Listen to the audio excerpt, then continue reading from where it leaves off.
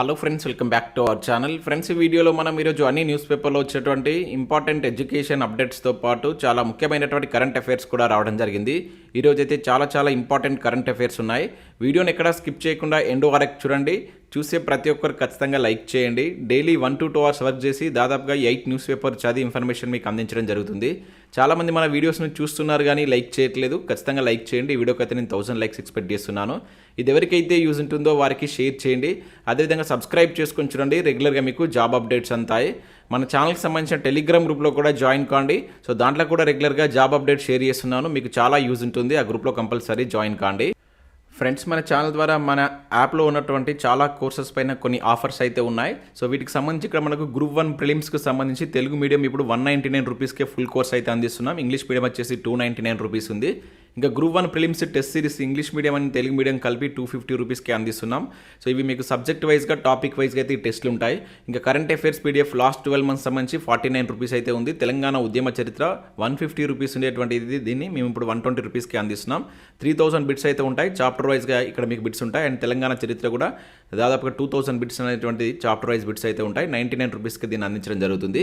ఇంకా అవే కాకుండా DAO paper 2కి సంబంధించినటువంటి ఫుల్ కోర్స్ కూడా తీసుకురావడం జరిగింది. ఇంకా ఎస్ఏ కంటెంట్ డిఎస్సికి సంబంధించినటువంటి ఫుల్ కోర్స్ కూడా ఉంది. ఇంకా వివిధ టెస్ట్ సిరీస్లు ఉన్నాయి. అండ్ గ్రూప్ 2 గ్రూప్ 3కి సంబంధించినటువంటి కోర్సెస్ కూడా తెలుగు మీడియం ఇంగ్లీష్ మీడియంకి సంబంధించిన కోర్సులు అయితే ఉన్నాయి. ఒకసారి యాప్ డౌన్లోడ్ చేసుకొని చెక్ చేసి నచ్చితే తీసుకోండి. ఫ్రెండ్స్, రోజు న్యూస్ పేపర్లో వచ్చేటువంటి అప్డేట్స్ కనుక చూసినట్లయితే మనకి ఇక్కడ ఫస్ట్ అప్డేట్ వచ్చేసి ఆర్టీసీలో 3035 ఉద్యోగాల భర్తీ అనే టైటిల్తో మనం ఈనాడు న్యూస్ పేపర్లో ఒక ఆర్టికల్ అయితే చూడవచ్చు.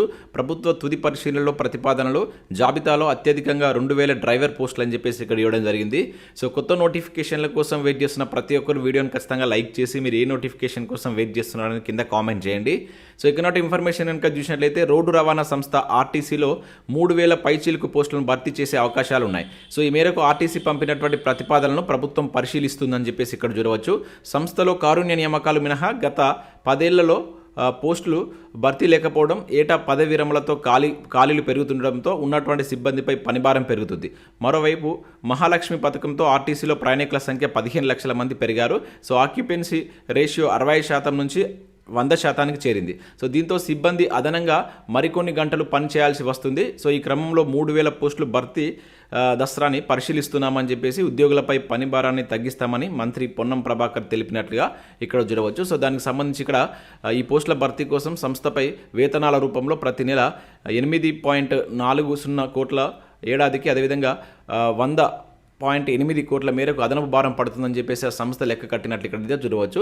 సో దానికి సంబంధించి ఇక్కడ మనకి ఏ పోస్టులు భర్తీ చేయబోతున్నారని చెప్పేసి కూడా ఇక్కడ ఇచ్చారు. సో పోస్టుల భర్తీకి ప్రతిపాదనలు ఇవి అంటే ఇక్కడ చూడవచ్చు. సో ఇక్కడ డ్రైవర్ పోస్టులు వచ్చేసి 2000 వేకెన్సీ అయితే ఉండబోతున్నాయంట. శ్రామిక్ పోస్టులు వచ్చేసి 743, డిప్యూటీ సూపరింటెండెంట్ మెకానిక్ సంబంధించి 114, అదేవిధంగా ట్రాఫిక్ సంబంధించి 84, అండ్ మెకానికల్ ఇంజనీరింగ్ 40 పోస్టులు, assistant engineering civil 23, medical officer 14, section officer సివిల్కి సంబంధించి 11, అకౌంట్స్ ఆఫీసర్ 6 పోస్టులు అయితే ఉండబోతున్నాయి. దాదాపుగా 3000 పోస్టుల భర్తీకి సంబంధించిన ప్రతిపాదనలు జరుగుతున్నట్లుగా ఇక్కడ ఒక అప్డేట్ మనం ఈనాడు న్యూస్ పేపర్లో అయితే చూడవచ్చు. కనుక చూసినట్లయితే భారీగా తగ్గినటువంటి గ్రూప్ 1 దరఖాస్తులు అని చెప్పేసి ఇక్కడ ఒక అప్డేట్ చూడవచ్చు. 2,70,000 మంది దరఖాస్తు, గతంతో పోలిస్తే 1,00,000 తగ్గుదల అని చెప్పేసి ఇక్కడ ఒక అప్డేట్ అయితే మనం చూడవచ్చు. సో గ్రూప్ 1 దరఖాస్తుకు ఈరోజు అయితే లాస్ట్ డేట్ ఉంది. ఇంకా ఎవరైనా అప్లై చేయకుండా ఉన్నట్లయితే అప్లై చేసుకుంటానికి ప్రయత్నం చేయండి. సో ఇప్పటి వరకు లాస్ట్ టైం అప్లై చేసి ఇప్పుడు అప్లై చేయని అభ్యర్థులు ఎవరైనా ఉన్నారా అనేది కింద కామెంట్ చేసేటువంటి ప్రయత్నం చేయండి. సో ఇక్కడ మనం చూసినట్లయితే గ్రూప్ 1 పోస్టులకు పోటీ పడేటువంటి అభ్యర్థుల సంఖ్య భారీగా తగ్గింది. గతంతో పోలిస్తే ప్రస్తుతం 1,00,000 మంది అభ్యర్థులు తగ్గారు. సో గ్రూప్ 1 పోస్టుల భర్తీ కోసం గతంలో జారీ చేసినటువంటి నోటిఫికేషన్ రద్దు చేసి తిరిగి కొత్త నోటిఫికేషన్ విడుదల చేసినటువంటి సంగతి తెలిసిందే. సో గతంలో నోటిఫికేషన్కు సుమారు 3,80,000 మంది అభ్యర్థులు దరఖాస్తు చేసుకున్నారు. దాంతో పోలిస్తే ప్రస్తుతం 1,00,000కు పైగా దరఖాస్తులు తగ్గాయి. గ్రూప్ 1 ప్రిలిమినరీ పరీక్ష అనేటువంటి మనకు జూన్ 9న, మెయిన్స్ అనేటువంటిది అక్టోబర్ 21 నిర్వహించనున్నట్లు ఇక్కడ ఒక అప్డేట్ అయితే చూడవచ్చు. సో చాలామంది మళ్ళీ కొత్త వాళ్ళకు అప్లికేషన్కి సంబంధించినటువంటి అవకాశం ఇస్తే ఎక్కువ అప్లికేషన్స్ వస్తాయని చెప్పేసి ఎక్స్పెక్ట్ చేశారు. కాకపోతే లాస్ట్ టైం ఇచ్చిన దానికంటే, లాస్ట్ టైం అప్లై చేసుకున్న దానికంటే ఇప్పుడు తక్కువ రావడం అనేది ఇక్కడ మనం అబ్జర్వ్ చేయవచ్చు. దాదాపుగా 1,00,000 దరఖాస్తులు తగ్గినట్లు ఇక్కడ ఒక అప్డేట్ చూడవచ్చు. దీనికి సంబంధించి మనకి ఈ రోజు కూడా అవకాశం ఉంది కనుక మరికొంత దరఖాస్తులు పెరిగేటువంటి అవకాశం అయితే ఉంది. 3 లక్షల వరకు మేబీ వెళ్ళవచ్చు. ఇక నెక్స్ట్ ఇక్కడ చూసినట్లయితే గ్రూప్ 1కు 2.7 లక్షల అప్లికేషన్లు అంటూ నేటితో ముగియనటువంటి దరఖాస్తు గడువు అంటూ మరొక న్యూస్ పేపర్ వెలుగులో కూడా దీనికి సంబంధించిన అప్డేట్ అయితే ఇచ్చారు. ఇక నెక్స్ట్ ఇక్కడ ఏడబ్ల్ఈ పోస్టుల భర్తీ వేగవంతం అంటూ ఇక్కడ మనం TSPSC నుంచి ఒక ఇంపార్టెంట్ అప్డేట్ అయితే చూడవచ్చు. చాలామంది అభ్యర్థులు దీనికి సంబంధించి మన కామెంట్ సెక్షన్లో డీల్ అయితే అడుగుతుండేది. సో దీనికి సంబంధించినటువంటి సర్టిఫికేట్ వెరిఫికేషన్ డేట్ అయితే రావడం జరిగింది. ధృవపత్రాల పరిశీలనలకు తేదీలను ప్రకటించినటువంటి TSPSC 18 నుంచి వెరిఫికేషన్ ప్రక్రియ ప్రారంభం అని చెప్పేసి ఇక్కడ ఇచ్చారు. సో ఎప్పటి నుంచో ఎదురు చూస్తున్నటువంటి అభ్యర్థులకు TSPSC గుడ్ న్యూస్ చెప్పింది. అసిస్టెంట్ ఎగ్జిక్యూటివ్ ఇంజనీరింగ్ ఏడబ్ల్ఈ ఉద్యోగాల నియామకాల ప్రక్రియలో TSPSC వేగం పెంచింది. ఎట్టకేలకు ఏడబ్ల్ఈ పోస్టులకు సంబంధించినటువంటి ధృవపత్రాల పరిశీలనలకు సంబంధించినటువంటి తేదీలను TSPSC ప్రకటించింది. ఈ నెల 18 నుంచి 22 వరకు ధృవపత్రాల ప్రక్రియను చేపట్టనున్నట్లు తెలిపింది. వివిధ ఇంజనీరింగ్ విభాగాల్లో మనకు 1540 పోస్టుల భర్తీ కోసం గత ఏడాది రాత పరీక్షలు నిర్వహించిన విషయం తెలిసిందే. సెప్టెంబర్ 20న జనరల్ ర్యాంకింగ్ లిస్టులను విడుదల చేసింది. గత 6 నెలలుగా తదుపరి నియామక ప్రక్రియ చేపట్టకపోవడంతో అభ్యర్థులు పలుమార్లు ఆందోళన చేపట్టారు. చెలో గాంధీ భవన్ కార్యక్రమాలు చేపట్టారు. ఈ నేపథ్యంలో ఎట్టకేలకు కమిషన్ ఈ ధృవపత్రాల పరిశీలన ప్రక్రియ తేదీలు అయితే ప్రకటించినట్లు ఇక్కడ చూడవచ్చు. సో దీనివల్ల కొంచెం బెనిఫిట్ అనుకోవచ్చు. ఎందుకంటే దీనిలో ఈ ఉద్యోగం వచ్చినటువంటి 1540 మంది చాలామంది గ్రూప్ 4లో కూడా మంచి ర్యాంక్ సాధించడం జరిగిందనమాట. నాకు తెలిసి మన ఛానల్ సబ్స్క్రైబర్స్ కొంతమంది కాల్ చేసిన దాంట్లో వాళ్ళ గ్రూప్ 4 కూడా చాలా మంచి ర్యాంక్ ఉందని చెప్పడం జరిగింది. కాకపోతే ఇక్కడ మొదటగా ఈ నియామకాలు చేపడితే చాలామంది ఏడబ్ల్యూకి వెళ్ళిపోతారు కనుక అక్కడ నెక్స్ట్ వారికి అవకాశం వచ్చేటువంటి ఛాన్స్ అయితే ఉంటుంది. ఇక నెక్స్ట్ కనుక చూసినట్లయితే 2017 PET అభ్యర్థులకు ఊరట అంటూ చూడవచ్చు. నియామకాల వివాదంపై హైకోర్టు తుది తీర్పు అని చెప్పేసి ఇక్కడ ఇచ్చారు. సో ప్రభుత్వ పాఠశాలలో PET పోస్టుల భర్తీకి 2017లో చేపట్టినటువంటి నియామకాలపై అభ్యర్థులకు ఎట్టకేలకు ఊరట లభించింది. ఇక్కడ DPED కావచ్చు, BPED అభ్యర్థుల వివాదానికి ముగింపు పలుకుతూ హైకోర్టు తుది తీర్పును అయితే వెలువరించింది. 1 నుంచి 5వ తరగతి వరకు DPED అభ్యర్థులు, 6 నుంచి 10వ తరగతి వరకు BPED అభ్యర్థులు, 5 నుంచి 8వ తరగతి వరకు ఆ 2 కేటగిరీలో అభ్యర్థులు అర్హులని జస్టిస్ అభినవ్ కుమార్ షావల్ కావచ్చు, జస్టిస్ నామవరపు రాజేశ్వరరావు ధర్మాసనం పేర్కొంది. సో తదనుగుణంగా నియామకాలు చేపట్టాలని ఆదేశాలు జారీ చేసింది. మనకు 2017లో 616 PET పోస్టుల భర్తీకి నోటిఫికేషన్ జారీ చేశారు. అయితే దీన్ని తొలుత ఈ DPED అభ్యర్థులే అర్హులని ప్రకటించారు. అయితే దీనికి BPED కూడా అవకాశం ఇవ్వాలని చెప్పేసి కోర్టును ఆశ్రయించడంతో ఇప్పుడు BPED వాళ్ళకు కూడా అవకాశం ఇస్తున్నట్లు ఇక్కడ ఒక అప్డేట్ జరగవచ్చు. ఇది 2017 కేసు, ఇది 2024 చూడండి, దాదాపుగా 7 ఇయర్స్ తర్వాత సో ఇది క్లియర్ అయింది. అంటే కోర్టులోకి వెళ్తే సో పరిస్థితి, ఒక నోటిఫికేషన్ పరిస్థితి అనేది ఈ రకంగా ఉంటుందన్నమాట.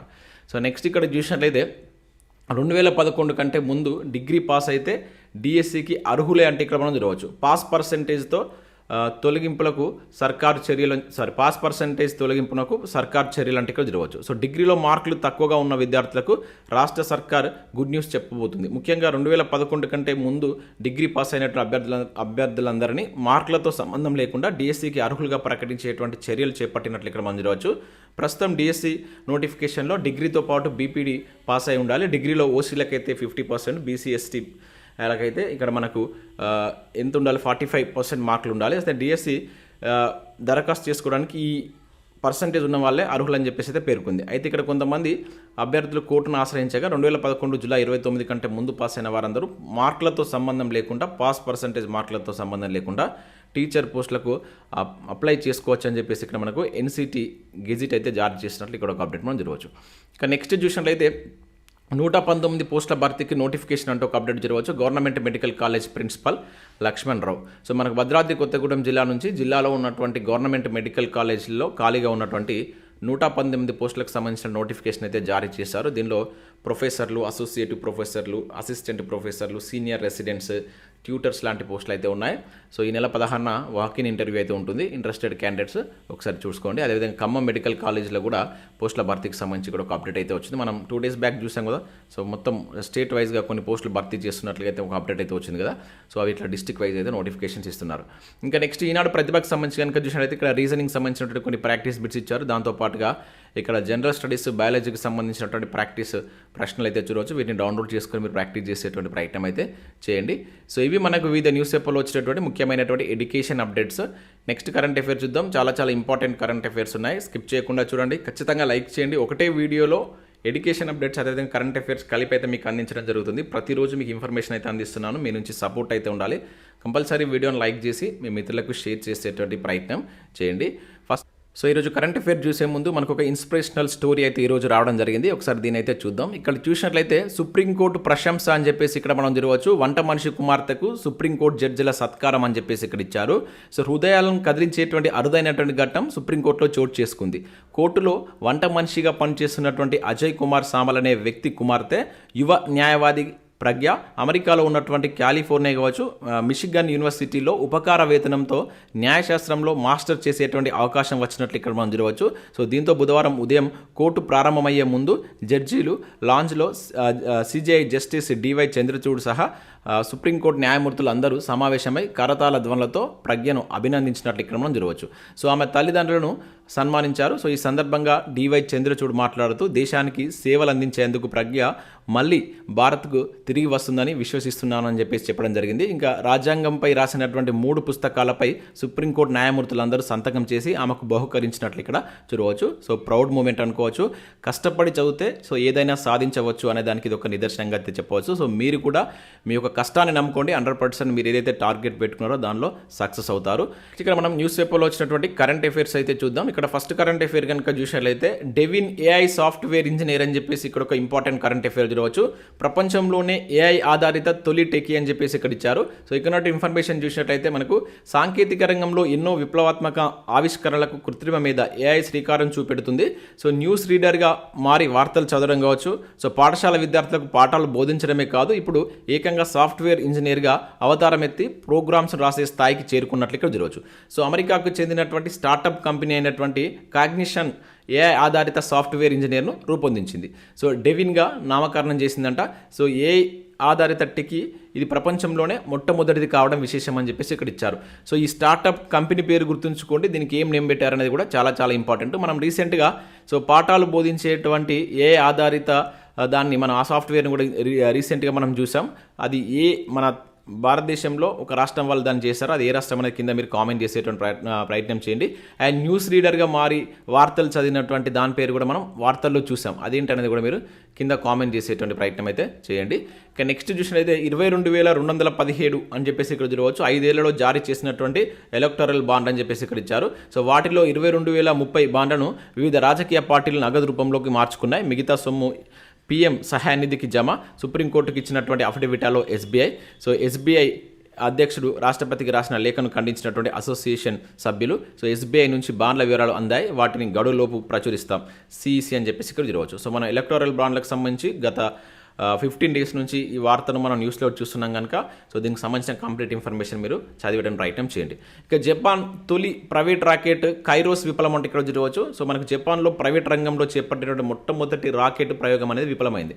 సో ఉపగ్రహానికి కక్షలోకి ప్రవేశపెట్టినటువంటి ఈ రాకెట్ సో ప్రయోగించినటువంటి కొన్ని క్షణాలకే ఇది పేలిపోవడం జరిగిందనమాట. ఇక్కడ మనం గుర్తుంచుకోవాల్సింది ఏంటంటే ఇటీవల వార్తల్లో నిలిచినటువంటి ఈ కైరోస్ అనేటువంటిది ఏంటి అనవచ్చు, లేకుంటే ఇది ఏ దేశానికి సంబంధించిన ప్రైవేట్ తొలి రాకెట్ అని చెప్పేసి అడగడానికి ఛాన్స్ ఉంటుంది.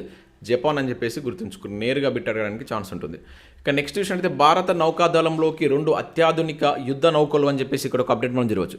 సో భారత నౌకాదళం అమ్ముల పొదలోకి యాంటీ సబ్మెరైన్ వార్ఫేర్లో ఉపయోగించేటువంటి 2 అత్యాధునిక యుద్ధ నౌకలు బుధవారం చేరినట్లు ఇక్కడ చూడవచ్చు.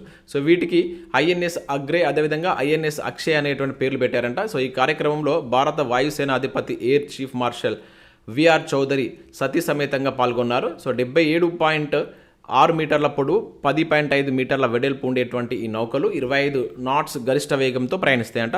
సో తీర ప్రాంతాల్లో యాంటీ సబ్మెరైన్ ఆపరేషన్లో పాల్గొనడంతో పాటు మందు పాత్రలు కనిపెట్టడం నిఘా తదితర కార్యక్రమాలను ఇవి నిర్వహిస్తాయని చెప్పేసి ఇక్కడ మనకు ఇవ్వడం జరిగింది. సో మనకు దేశీయంగా 8 సబ్మెరైన్ వార్ఫేర్ షోలో వాటిని క్రాఫ్ట్ నౌకలను భారత్ నిర్మిస్తుందంట. సో ఆ ప్రాజెక్టులో భాగంగానే ఈ యుద్ధ నౌకలు నౌకాదళంలోకి చేరినట్లుగా ఇక్కడ చూడవచ్చు. ఈ 2 పేర్లు గుర్తుంచుకోండి, ఇంపార్టెంట్. ఇక నెక్స్ట్ ఉత్తరాఖండ్లో యూసీసీ బిల్లుకు రాష్ట్రపతి ఆమోదం అంటే ఇక్కడ మనం చూడవచ్చు.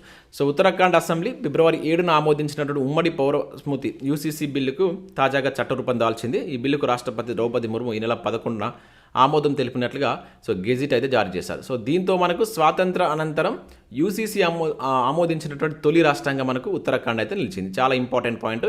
అంటే ఇప్పటికి మనకు గోవాలో యూసీసీ అమలు ఉన్నప్పటికీ కూడా అది మనకు పోర్చుగీస్ వాళ్ళు వేరే అంటే 1867 అనుకుంటా, మేబీ ఇయర్ ఐడియా లేదు. సో ఆ చట్టం ఆధారంగా అయితే తీసుకురావడం జరిగిందనమాట. అయితే ఇప్పుడు మనకు స్వాతంత్రం వచ్చిన తర్వాత సో వచ్చినటువంటి మొట్టమొదటి యూసీసీని ఆమోదించినటువంటి రాష్ట్రంగా మనకు ఉత్తరాఖండ్ అయితే ఉండబోతుంది. సో మనకు రాజ్యాంగంలో యూసీసీ గురించి తెలిపేటువంటి ఆర్టికల్ ఏంటనేది మీరు కింద కామెంట్ చేయండి. వాటికి సంబంధించినటువంటి ప్రముఖ కేసెస్ ఏంటనేది కూడా కామెంట్ చేయండి. ఇక చిప్ రంగంలో అంతర్జాతీయ శక్తిగా భారత్ అంటే ఇక్కడ ఒక ఇంపార్టెంట్ కరెంట్ అఫైర్ చూడవచ్చు. ఆ రోజులు ఎంతో దూరంలో లేవు. ప్రధాని మోడీ మూడు చిప్ ప్లాంట్లకు శంకుస్థాపన, రూపాయలు 1.25 కోట్ల పెట్టుబడులు, భారీగా ఉద్యోగ అవకాశాలు.